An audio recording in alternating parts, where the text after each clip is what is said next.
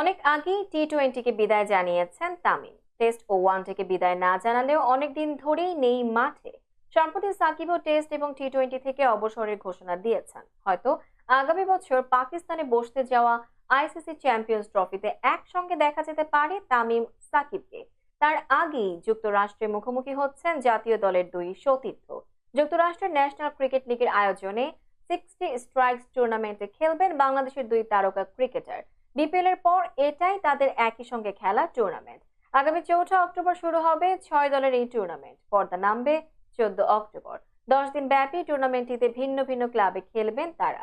10 ওভারের টুর্নামেন্টটির আসন্ন আসরে তামিম খেলবেন টেক্সাস গ্ল্যাডিয়েটর্স এর হয়ে। সাকিবের দল লস অ্যাঞ্জেলস ওয়েভস। টুর্নামেন্টে পার্টনার হিসেবে আছে রেড ক্রস। 60 স্ট্রাইকস টুর্নামেন্ট থেকে লাভবান হলে সব অর্থ দেয়া হবে স্বেচ্ছাসেবী সংগঠনটিকে। 4 অক্টোবর যুক্তরাষ্ট্রের স্থানীয় সময় সন্ধ্যা 7:30টায় উদ্বোধনী ম্যাচে মাঠে নামবে তামিমের দল Texas Gladiators. University of Texas ড্যালাসে তারা খেলবেন ড্যালাস লনেস্টার্সের বিপক্ষে। পরদিন স্থানীয় সময় সকাল 10টায় সাকিবের দল লস অ্যাঞ্জেলস ওয়েভস খেলবে নিউ ইয়র্ক লায়ন্সের বিপক্ষে। টুর্নামেন্টের সব ম্যাচই হবে একই ভেন্যুতে।